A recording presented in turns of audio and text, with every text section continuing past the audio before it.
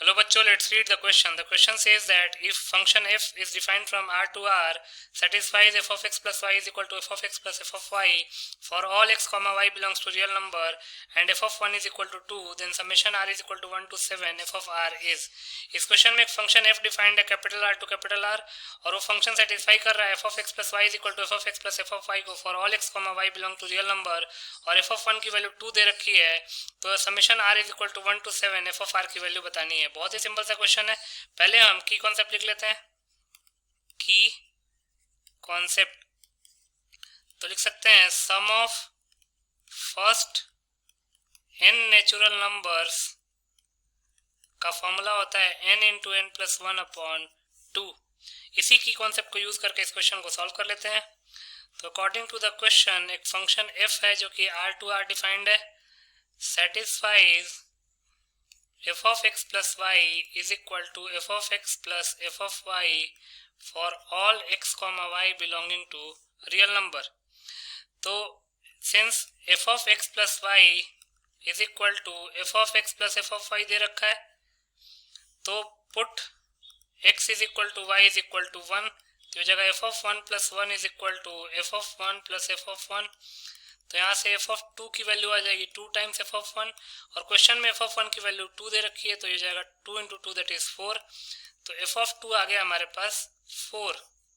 अब f of 3 निकालना है, तो put x is equal to 1, इसको इक्वेशन 1 मान लेते हैं, put x is equal to 2 and y is equal to 1 in equation 1, तो ये जगह f of 2 plus 1 is equal to f of 2 plus f of 1, तो यहाँ से f of 3 की वैल्यू क्या हो जाएगी, f of 2 की वैल्यू 4 आ चुकी है और f of 1 की वैल्यू 2 दे रखी है, तो f of 3 हो जाएगा 6।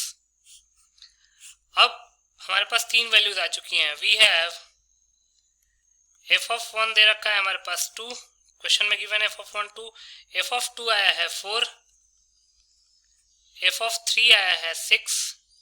वैसे ही अगर हम f of 4 निकालेंगे तो आ जाएगा 8, f of 5 निकालेंगे तो आ जाएगा 10, f of 6 निकालेंगे तो आ जाएगा 12, f of 7 निकालेंगे तो आ जाएगा 14। वैसे f of 1, f of 2, f of 3 आ चुका था, तो हमको अंदाजा लग जाना चाहिए था कि ये इवन नंबर्स का एक सीरीज चल रहा है। तो इन सब की मदद से जो गिवन एक्सप्रेशन है उसको निकाल लेते हैं। Summation r is equal to 1 summation r is equal to 1 to 7 f of r, तो ये हो जाएगा f of 1 plus f of 2 plus f of 3 and so on up to f of 7। तो f of 1 है 2, 4, 6, 8, 10, 12, 14, 2 common ले लेंगे तो जाएगा 1 plus 2 plus 3 plus 4 plus 5 plus 6 plus 7। अब ये सम ऑफ फर्स्ट 7 नेचुरल नंबर्स है, तो 7 इंटू 7 प्लस 1 अपॉन 2 से 2 कैंसिल आउट हो जाएगा, 7 इंटू 8 56 जो है वो हमारा आंसर आ जाएगा। यही हमारा फाइनल आंसर हो जाएगा। तो लिख सकते हैं हेंस 56 इज द रिक्वायर्ड